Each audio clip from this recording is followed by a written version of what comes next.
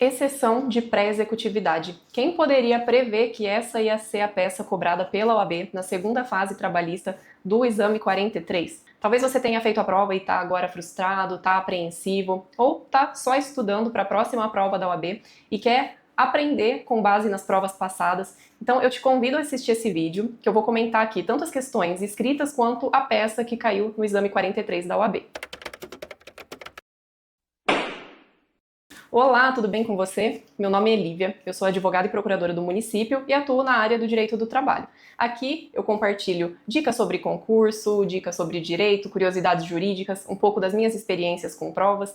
Então, se você quer ficar por dentro do conteúdo, se inscreve no canal, já deixa um like no vídeo para o YouTube entender que o conteúdo é relevante, assim você ajuda o canal a chegar a mais pessoas e aí eu consegui entender também qual conteúdo que é mais relevante para você. Se você tá no final da faculdade de Direito ou é recém-formado, pode ser que a preocupação com o OAB esteja aí no seu radar. Eu sei porque, há uns 10 anos atrás, eu estava no seu lugar.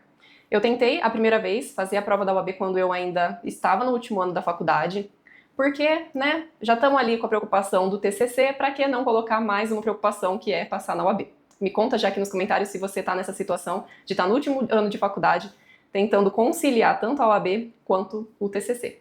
Mas, voltando aqui, na primeira prova que eu fiz, eu passei na primeira fase e eu fui para a segunda, mas eu errei o bendito do nome da peça. Porque eu acredito que na época foi cobrada uma ação de consignação em pagamento e eu coloquei o nome de reclamação trabalhista, que é uma peça tipicamente trabalhista. Consignação é uma peça tipicamente civil, que tem a previsão no Código de Processo Civil. Mas, enfim, eu coloquei na minha peça, em algum dos pedidos, o pedido de consignação, mas acabou não sendo aceito e por isso eu reprovei na primeira vez que eu fiz. E isso com certeza gera uma revolta, porque na prática, você colocar ali reclamação trabalhista com pedido de consignação em pagamento ou ação de consignação em pagamento, não é isso que você não vai levar uma reprovação na prática da advocacia. Provavelmente isso nem vai gerar um motivo de que seja mandado que se emende a petição inicial. Mas a OAB quer ali eliminar pessoas para ter mais gente fazendo prova e pagando o valor da inscrição na prova, né? Mas, enfim, na época quando eu fiz não tinha repescagem, por isso eu acabei tendo que fazer de novo a primeira fase e consegui ir para a segunda fase na minha segunda tentativa. E também não foi fácil, porque eu acredito que eu fiz o embargos à execução, mas a peça esperada era embargos de terceiro, mas no fim acabou sendo aceita os dois nomes de peça. E por isso eu consegui passar na segunda vez que eu tentei, mas não sem antes ficar apreensiva, porque logo que saiu o espelho de prova, o nome esperado não era o da peça que eu tinha feito. E aí já vai dando aquela grande revolta de estar não passando de novo por não ter colocado o nome da peça correto em si. Então aqui já adiantando um pouco o conteúdo do vídeo, se você colocou exceção, se você fez às vezes um embargos à execução ou algum tipo de impugnação e está com receio de não ter passado por isso, já que a banca esperava uma exceção de pré-executividade, pode ser, né, não quero aqui alimentar falsas esperanças, mas pode ser que acabe sendo considerada mais de uma opção de nome de peça. Também agora, pelo menos, já tem a repescagem, então se por acaso você não passar na prova, se você não passar na prova escrita, você pode tentar mais uma vez sem ter que voltar para a primeira fase, que aconteceu quando eu tive que fazer a OAB.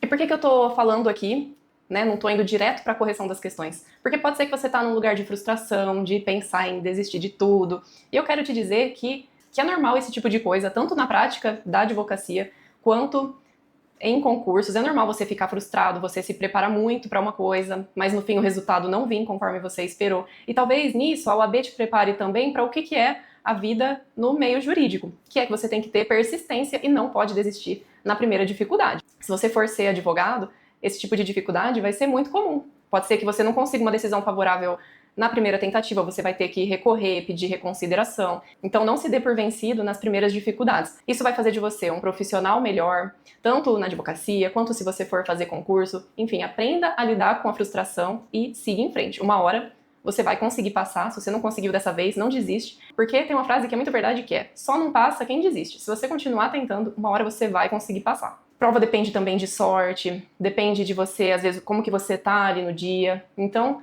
não leve pro pessoal. Não é porque você teve uma, duas reprovações que isso vai fazer de você um profissional ruim.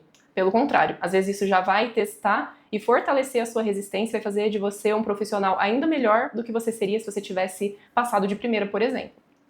Claro que é bom passar de primeira, né? Mas vamos tentar ver aqui o copo meio cheio.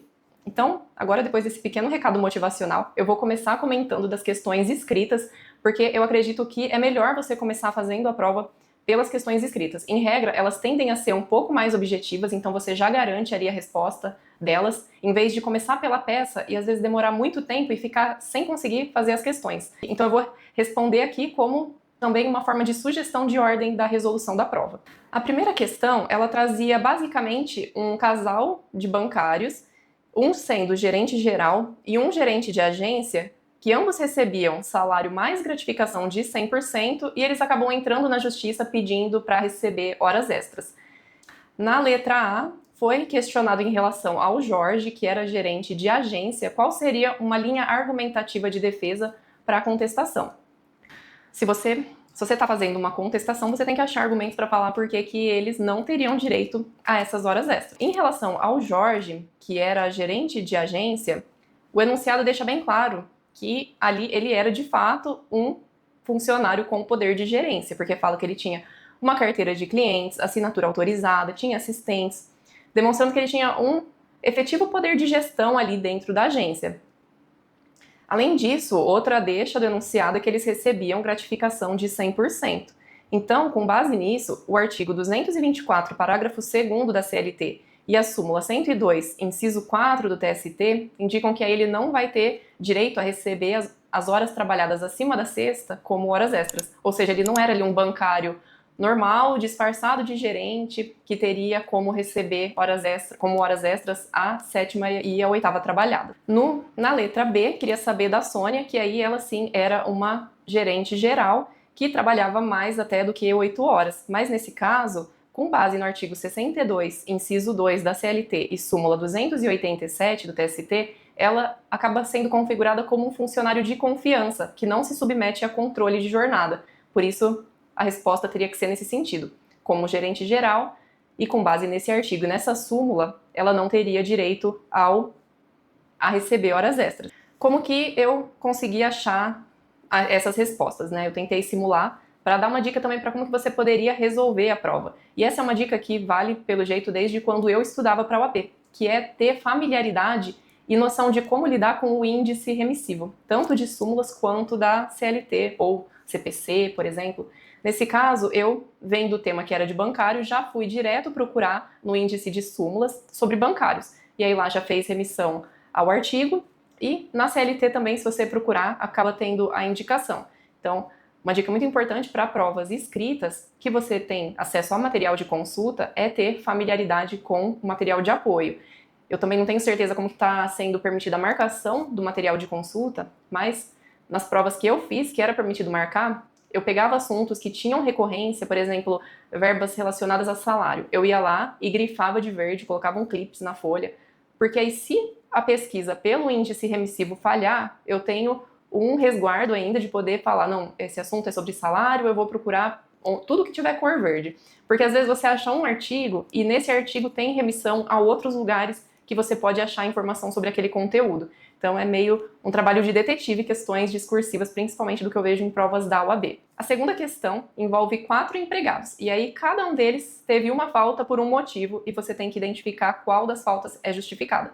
Aqui no caso, Pedro faltou para fazer exame para conseguir a CNH, Maria faltou para tirar o título de eleitor, José para tirar o passaporte, e Rosa faleceu porque morreu o gatinho de estimação dela. Para mim aqui, Rosa merecia uma semana de licença, porque se você tem gato, sabe que são membros da família e a gente se apega muito nos bichinhos. Então eu entendo que Rosa tenha faltado.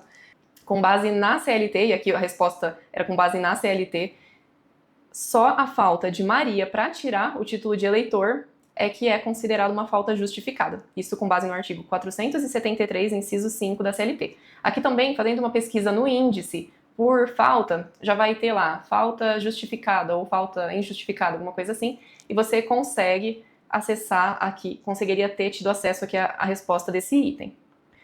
Na letra B, questiona se seria viável descontar das férias, né? Então, por exemplo, você tem 30 dias de férias, você já faltou um dia porque aqui faleceu seu gato. Então, o empregador pode prever que você vai ter direito a 29 dias de férias? Não, na prática não pode.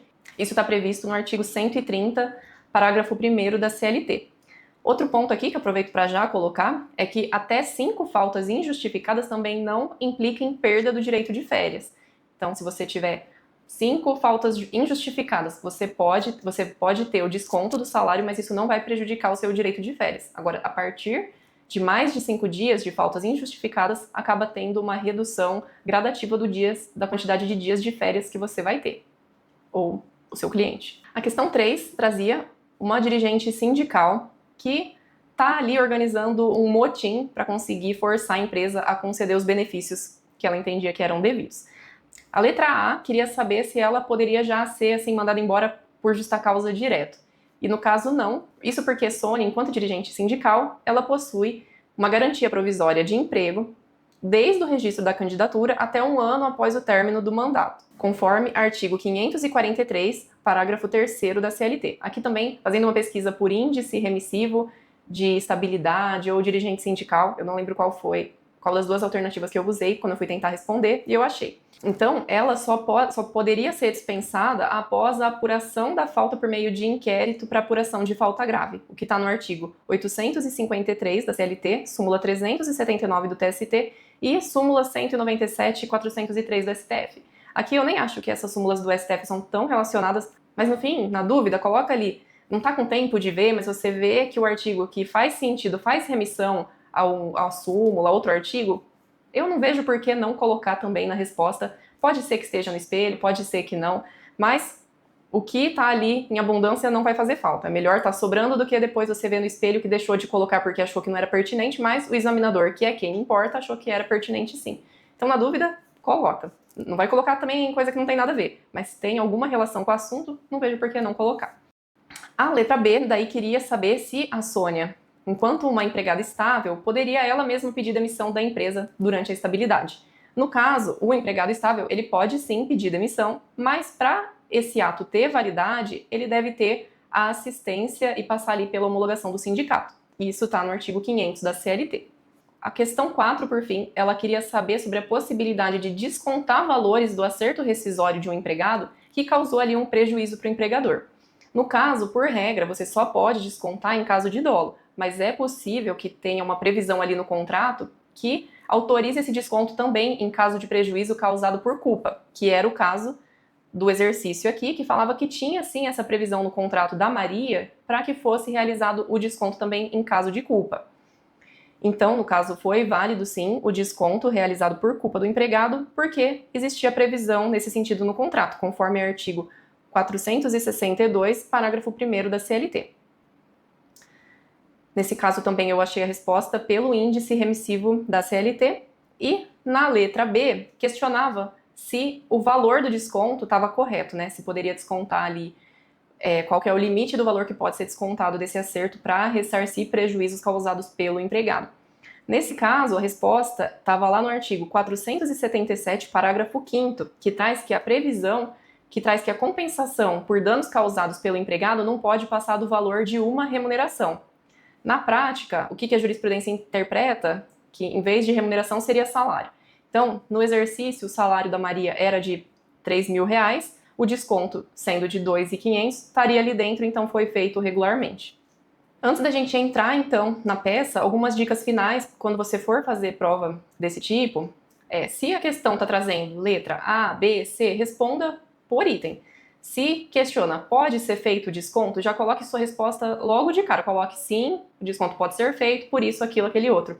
Eu acho que assim você facilita a vida de quem está corrigindo a sua prova, em vez de você ficar escondendo a resposta, se é sim, se é não, ali no meio, e exigindo uma atuação mais ativa e interpretativa de uma pessoa que está corrigindo dezenas, centenas, sei lá, se às vezes milhares de provas, e você não quer depender da boa vontade dele, então facilita. Coloca já se a resposta é sim, se é não, e o fundamento. O que você pode deixar também, se às vezes está corrido de tempo, é para complementar os artigos no final.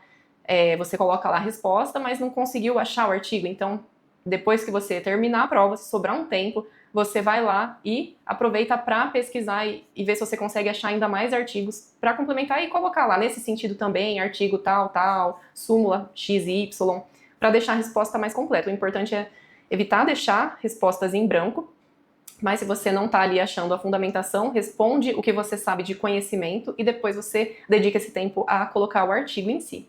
E também, antes da gente corrigir a peça que caiu nesse exame 43 da OAB, eu vou aproveitar aqui para fazer um jabá, que eu montei um curso especialmente preparado para você que está começando a preparação para concurso, com 3 pilares principais do que você precisa ajustar na sua mentalidade, na sua rotina, em termos de técnicas de estudo para conseguir otimizar a sua aprovação em provas.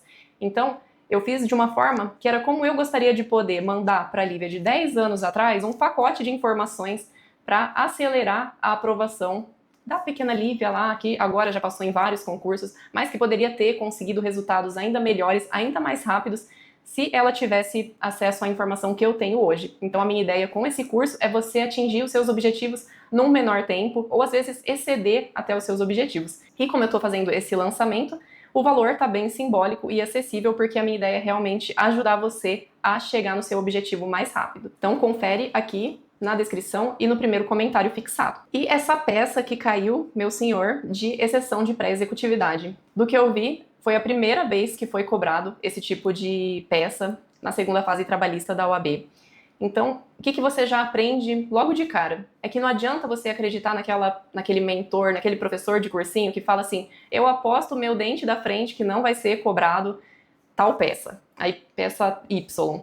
Talvez realmente tenha peças que são muito desconexas, que aí realmente não vale a pena você perder tempo estudando. Mas é difícil você desacreditar que alguma peça não tem a menor chance de cair. Ainda mais porque no processo do trabalho, talvez você nunca vai precisar fazer um recurso especial para o STJ, já que nesse caso vai ter um recurso pro TST, que é um recurso de revista no caso. Mas é difícil falar assim, nunca vai cair um recurso extraordinário, porque pode ser que você está lá no TST e acaba tendo que fazer uma peça para o STF. Isso não é impossível. No caso aqui também, a exceção de pré-executividade, eu confesso que não tenho certeza se eu teria colocado exceção de pré-executividade ou se às vezes não teria arriscado ali uma impugnação, execução, não sei.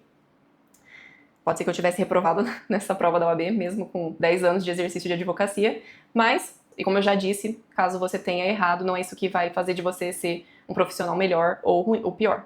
Então, o que a peça, em resumo, trouxe? Ela trouxe o caso da senhora Celina Macedo, empregadora doméstica, que teve sua aposentadoria totalmente bloqueada para o pagamento de uma dívida trabalhista de sua ex-empregada, senhora Ana Lucena.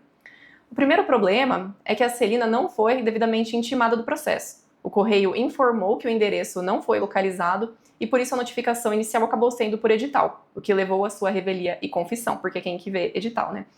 Além disso, a Celina viu que estava pendente também um mandado de penhora e avaliação do seu único imóvel, de valor modesto, que servia de moradia para a Celina e para os seus 5 filhos.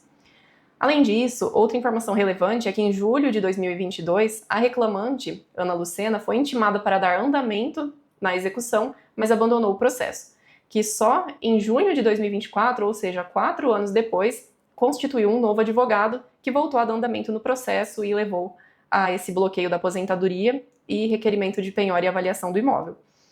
A primeira dica que eu sempre dou em qualquer prova que você for fazer é de grifar as informações que você vai vendo que são relevantes. Então, já vai grifando para você poder se localizar sem ter que ficar lendo e relendo várias vezes a peça.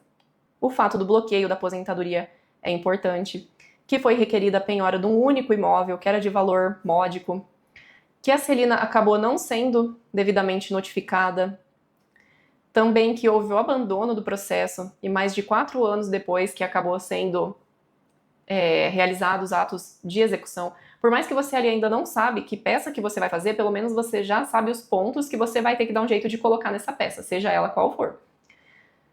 Mesmo que você não tenha segurança do nome da peça, qualquer coisa você começa a fazer ela, deixa um espaço ali para fazer a indicação do nome depois. Como eu disse, a peça esperada era uma exceção de pré-executividade. Logo que eu fui ver o conteúdo para fazer esse vídeo, eu já vi que a peça era essa, então eu não tive a oportunidade de ler o enunciado e refletir para entender qual peça eu de fato faria sem estar enviesada. Eu confesso que eu também ficaria em dúvida, então não é porque às vezes você nunca advogou que você pode ter ficado insegura, porque essa situação é bem peculiar no dia a dia de quem atua na Justiça do Trabalho. Eu fiz aqui então um esboço de peça, você não pode inventar informações, então o que não tiver você coloca XX, mas o que tiver você pode colocar na peça.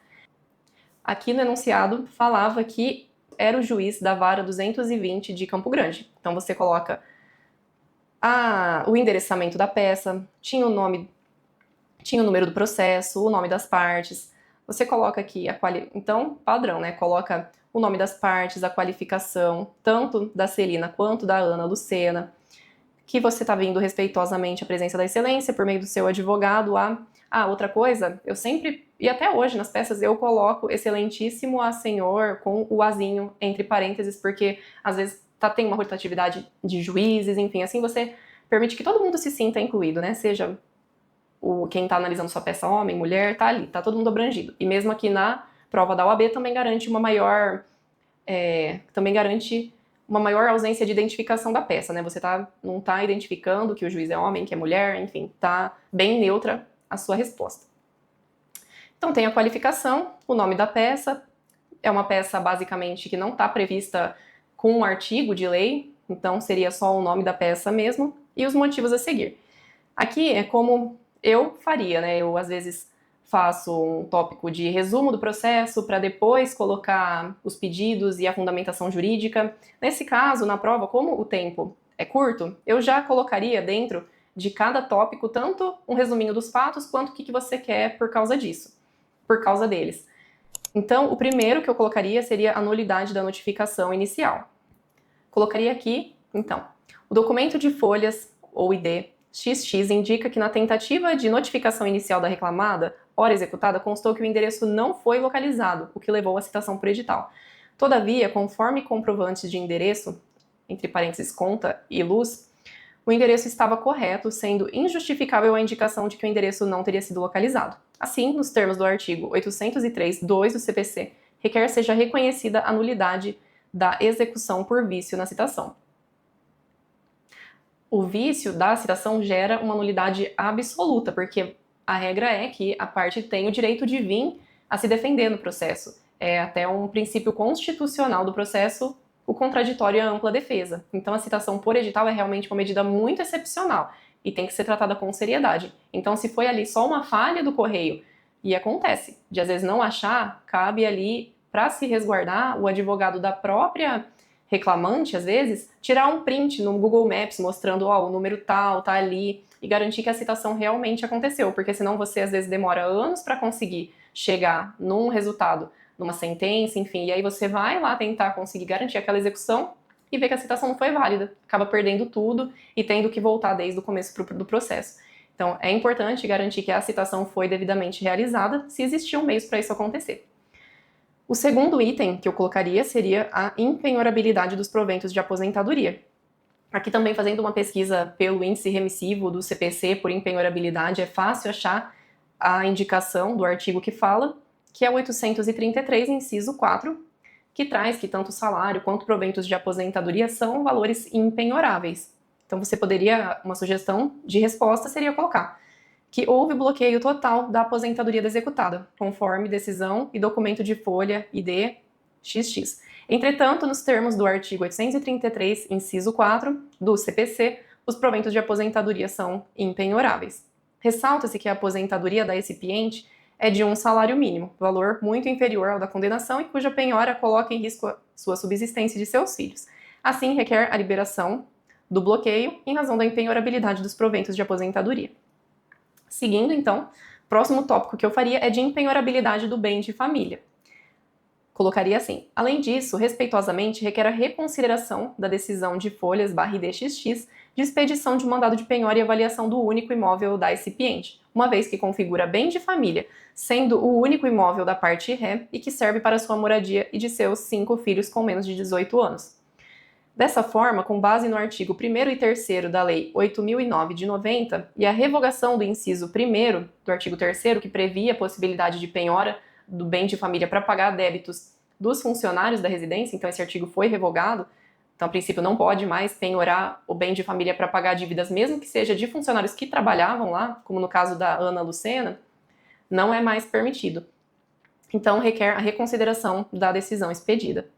Então, prosseguindo aqui, o próximo tópico que eu colocaria seria da prescrição intercorrente, que eu colocaria da seguinte forma: em julho de 2020, a reclamante foi intimada para dar prosseguimento no processo. Todavia, permaneceu inerte até junho de 2024, razão pela qual ocorreu a prescrição intercorrente nos termos do artigo 11A da CLT.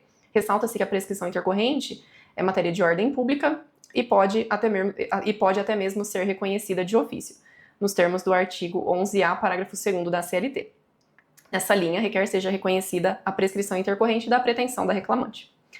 Esses eram os pedidos-chave, que eu acredito, mas você tem que concluir aqui colocando o pedido de gratuidade da justiça. É o primeiro momento que a senhora Celina, que está de fato vindo participar no processo, então é importante já garantir que ela não vai ter que pagar, por exemplo, honorários ou despesas processuais, sobretudo porque todo o enunciado demonstra que a condição financeira dela não era favorável e apta a justificar que ela pagasse as despesas processuais.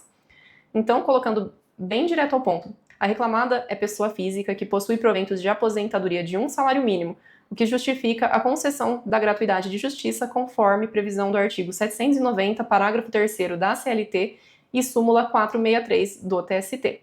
Aqui também eu coloquei esse item e confesso que foi porque eu vi no espelho de prova, talvez eu não colocasse numa petição, mas é bom pôr que é o pedido de tutela para que a liberação do bloqueio seja o quanto antes, porque afinal é aparentemente a única forma da Celina manter ali a subsistência dela e dos filhos.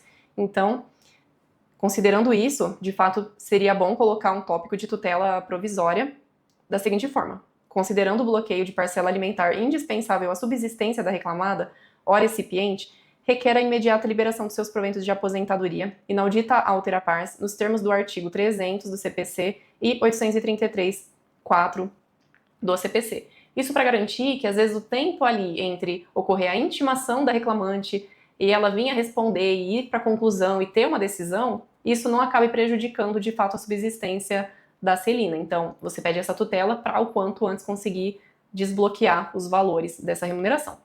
Então, sempre, né, pedir honorários sucumbenciais, como advogados, é o famoso paga-nós, né? Então, também antes de finalizar, é importante pedir e fazer o requerimento de honorários sucumbenciais. Por mais que provavelmente a Ana Lucena teria a gratuidade da justiça, é importante que fique consignado lá uma condenação em honorários, mesmo que sob condição suspensiva, porque pode ser que ali daqui um ano ela venha a ganhar na loteria, por exemplo, e aí você pode ir lá e pedir o seu pagamento dos honorários. Então, mesmo que ele fique sob condição suspensiva, coloque lá o seu pedido de honorários. Assim, você está honrando o seu trabalho, né? Se tem algum lugar que você tem que cumprir essa formalidade, é justamente em uma prova para virar um advogado. Então, os honorários sucumbenciais, pugna pela condenação da reclamante ao pagamento de honorários sucumbenciais nos termos do artigo 791A da CLT, e o fechamento, a conclusão, você coloca ali um resuminho com os pedidos que foram feitos, e em resumo, você coloca: ante o exposto, requer A. O reconhecimento da nulidade da citação, B. Liberação da penhora dos proventos de aposentadoria, inclusive em sede de tutela provisória, C. Reconsideração da decisão que determinou a expedição de mandado de penhora e avaliação, D. Decretação da prescrição intercorrente, E. Condenação da reclamante ao pagamento de honorários sucumbenciais, e F. A concessão da gratuidade de justiça, termos e que pede deferimento, local e data e assinatura. É basicamente como eu faria ali, sem precisar desenvolver muito, mas garantindo que as principais informações constaram na peça. Então, se você assistiu até aqui, muito obrigada. Por favor, me conta nos comentários quais foram as suas impressões dessa prova, se você fez, se você colocou exceção de pré-executividade, ou qual peça você colocou, ou qual foi a sua maior dificuldade fazendo essa prova. Eu te vejo, então, no próximo vídeo. Tchau, tchau!